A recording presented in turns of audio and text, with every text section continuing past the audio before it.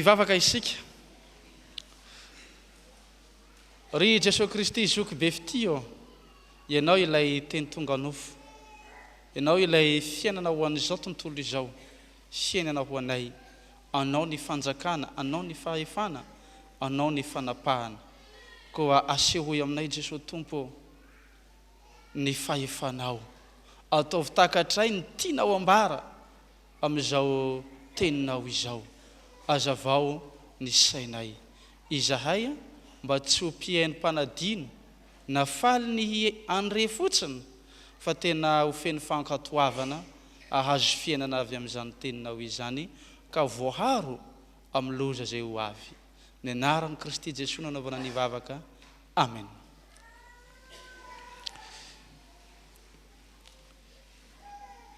Andeha ny filazantsara araka ny lioka, toko 17 andeha ny 20 hatramin'ny 70 no akantsika hafatra amin'izao anio izao riavana. Raha oviana no avy ny fanjakan'Andriamanitra, izay no fanontaniana napetraky ny farisianina tamin'ny Jesoa raha niakatra tany Jerosalema izy, araka ny hitantsika amin'izao soratra masina izao. Resaka ny amin'ny fihavin'ny fanjakan'Andriamanitra. Eny fanadia isika ankehitriny, mbola betsaka koa no manontany hoe oviana ihany ary. Ho avy zany Jesoa zany.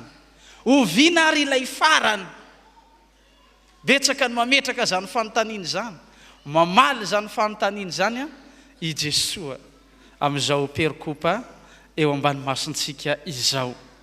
Arak'izay ny vonan-kevitra iray lehibe izay ezahantsika ho vahana amin'ity tenin'Andriamanitra ity dia zao hoe ny fihavin'ny fanjakan'Andriamanitra. Dia ho averintsika, inona hoe ny fihavin'ny fanjakan'Andriamanitra. Eo amin'ny andininy 20 sy ny andininy 120 dia mitodika amin'ny fariseo Jesoa mamaly ny fanontaniany ireto farisianina ireto. Ny valim-panontaniana nomeny dia zao hoe efa eto amintsika ny fanjakan'Andriamanitra. Izay no valiteny nomeny Jesoa ny farisianina. Raha miresaka fanjakan'Andriamanitra isika, dia tsy onona fotsiny isika amin'ilay voambolana hitantsika maso, fa andeha hitrandraka ilay voambolana hatry ny tany am-piandohana. Ilay teny nampiasain'i Jesoa tamin'ny fotoan'androny. Araka ny fanambaran'ny teny Grika dia basilia, izay midika hevitra anankoroa. Midika hoe fanjakana. Raha miresaka fanjakana nefa dia izao mitaky toerana, aiza le toerana anjakany. Ary tsy vitany hoe mitaky toerana koa, fa mitaky vanim-potoana, hatramin'ny vanim-potoana hatraiza ny fanjakana.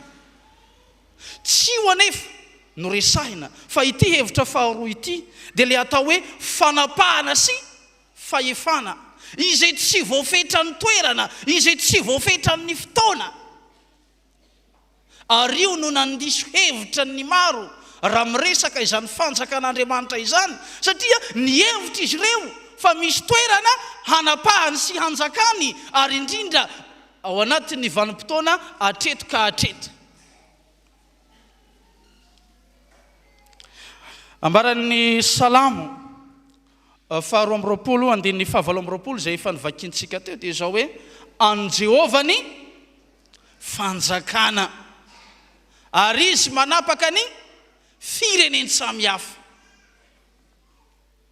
Riavana malala rehetra amin'ny Tompo, ny fanjakan'Andriamanitra dia efa eto amintsika.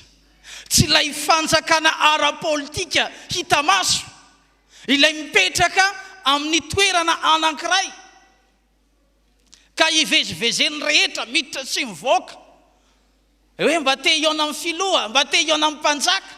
Tsy izay ilay fanjakana resahana eto, fa ilay fanapahana, ilay fahefana tsy hitan'ny maso no ambara sy ampianarana. Arak'izay tsy voafaritry ny toerana tsy voafetra ny fotoana ny fanjakan'Andriamanitra resahantsika eto, fa manerana izao rehetra izao, manerana ny tany sy ny lanitra ary mandritra ny fotoana rehetra.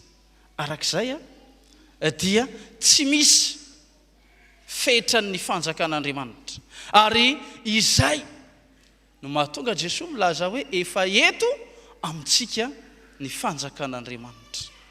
Raha miresaka izany fanjakan'Andriamanitra izany dia mampiverina amin'ny Jaona toko voalohany, ny teny dia tao amin'Andriamanitra ary ny teny dia Andriamanitra ary ny teny tonga nofo tamin'ny alalan'i Jesoa Kristy. Izany hoe efa teto amintsika hatrazay Jesoa Kristy, fa ny fisehoan'olombelona fotsiny no ankalazaintsika isaky ny Krismasy. Ry mpianakavy amin'ny finoana, ny fanjakan'i Jesoa Kristy dia tsy voafaritry ny toerana,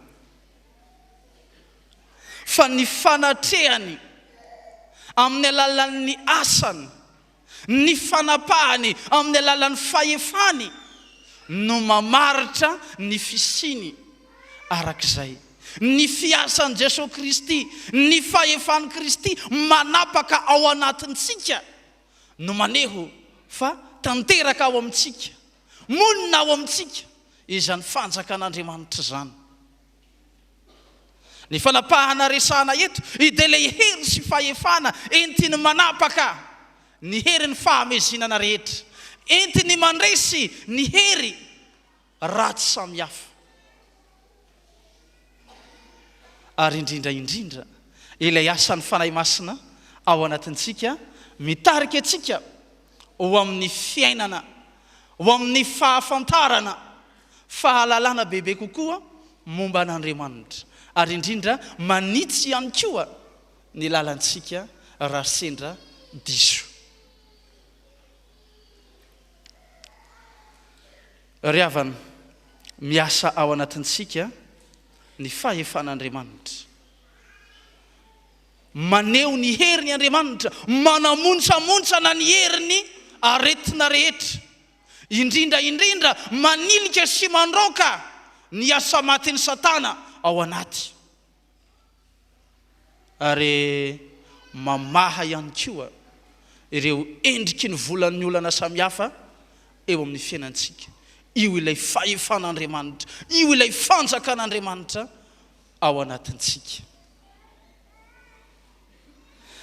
Raha miresaka ny fahatongavan'ny fanjakan'Andriamanitra isika, dia misy hevitra izay heverina tao mifanohitra, nefa tsy mifanohitra, fa tena mifameno. Lazaina fa efa tonga, lazaina fa ao anatintsika ny fahatongavan'ny fanjakan'Andriamanitra, fa kanefa kosa mbola andrasana ilay fanjakan'Andriamanitra. Ary zay no zavatra faharoa ho jerentsika, ny fihavin'ny fanjakan'Andriamanitra dia ny andron'ny Zanak'olona. Ny firesahana hoe andron'ny Zanak'olona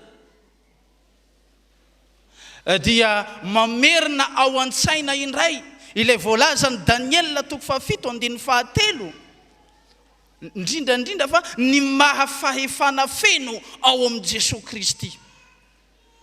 Zany hoe ao ilay fahefana maha olona azy, zay le hoe Zanak'olona, ary ao ihany koa ilay fahefana maha Andriamanitra azy, fahefana feno tanteraka. Ary zay ilay maizy azy atsika finoantsika FJKM, Jesoa Kristy dia sady Andriamanitra no olombelona. Raha miresaka ny amin'izay Zanak'olona izay isika. Ary etsy an-danin'izay ihany koa ny firesahana hoe andro dia io ilay teny grika hoe emera,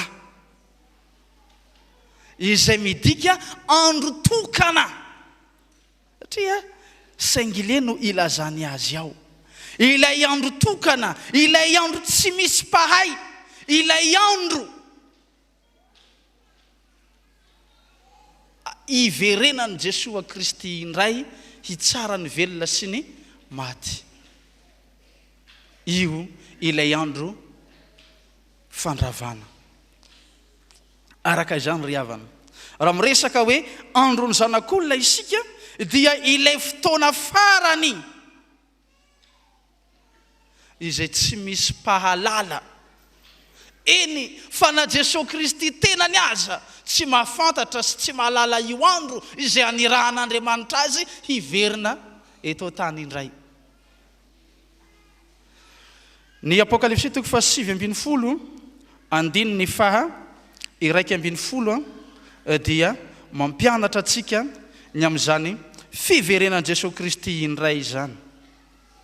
Ary ny anjely 7 niantso dia nisy feo mafy tany an-danitra nanao hoe ny fanjakana amin'izao tontolo izao dia efa lasan'ny tompontsika sy ny Kristiny, ary izy no anjaka mandrakizay. Ry olombo antso n'Andriamanitra, lazaintsika efa tonga ao anatintsika ny fanjakan'Andriamanitra, fa kanefa kosa ilay ora hiverenan'i Jesoa Kristy indray, ilay andro ahatongavan'i Jesoa Kristy indray, io ilay antsontsika hoe andron'ny zanak'olona, dia izao hoe tsy maintsy ho avy eo andro io. Raha milaza an'izany tsy maintsy ho avy zany izy dia mamerina indray isika amin'ny tantarany Genesis, raha miresaka ny amin'ny andron'ny Safo-drano. Ny antsoantso mafy inoa tamin'ny fotoan'androny, ny amin'ny fandringanana sy famonjena.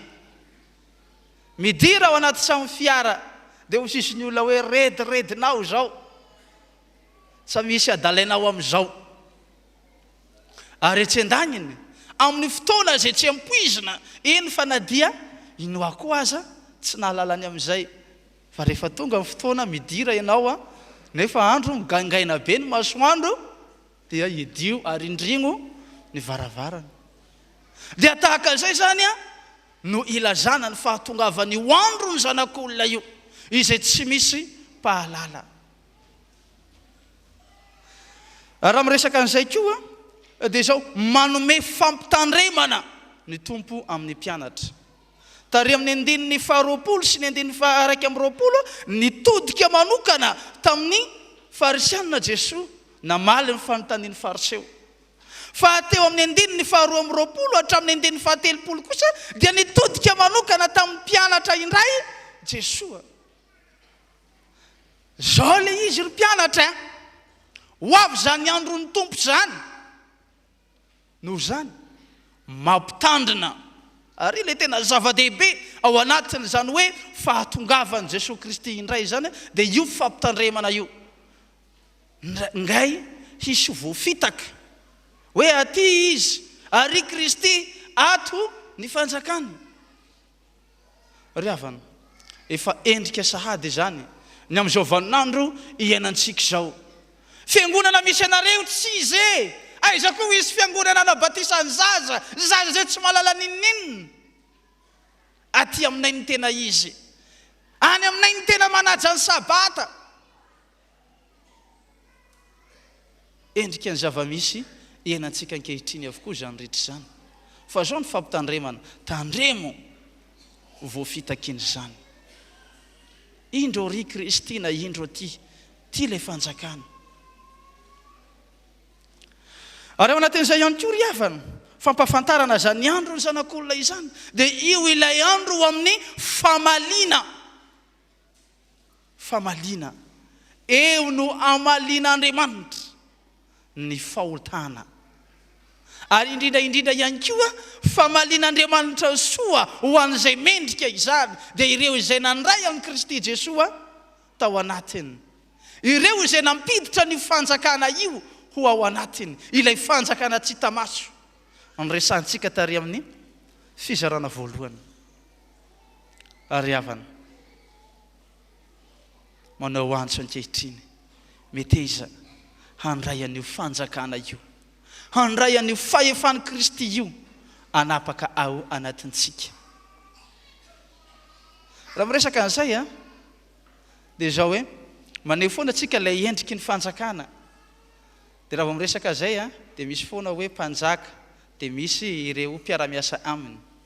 Ka noho zany raha vao mpanjaka dia tsy misy tompony fahefana ankoatran'ny mpanjaka. Raha Jesosy Kristy ary no mpanjakantsika dia tsy manana fahefana amintsika isika, fa fahefana izy zany tanterahintsika, fahefan'ny Kristy. Na ny fampamoam-bola an'i Kristy izay, na ny fampidiram-bola an'i Kristy izay.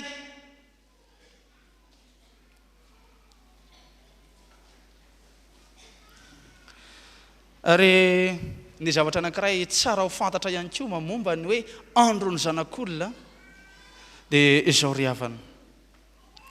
Io ilay fiverenan'i Jesosy Kristy indray izay tsy ny amin'ny maso ihany no ahita azy, fa tena ny fo sy ny fanahy dia ahatsiaro tafahoana aminy tokoa. Ilay hevi-dehibe finosina ao anatin'izany.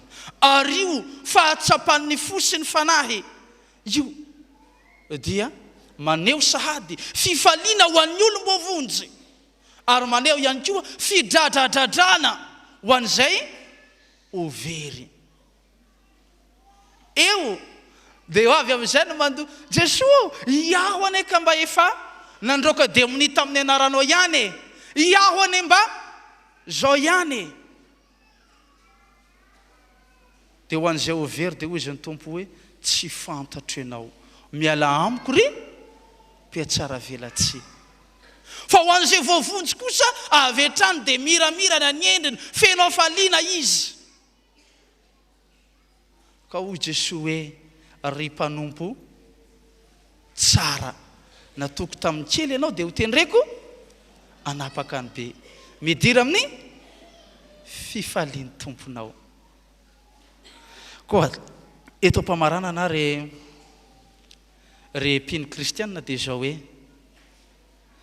ny fihavin'ny fanjakan'Andriamanitra dia isan'ny zavatra anankiray tena anozongozona ny olona maro ny finoan'ny olona. Fa zao ny finoana ampianarana antsika an'io efa tonga eto amintsika izany, efa miara-miaina amintsika dia ny fanapahan'i Kristy, ny fampidirantsika Jesosy Kristy ho mpanjaka ao anatintsika, hanapaka ny fiainantsika feno, ny fanahy masina hitarika antsika amin'ny safidintsika, amin'ny fiainantsika andavanandro.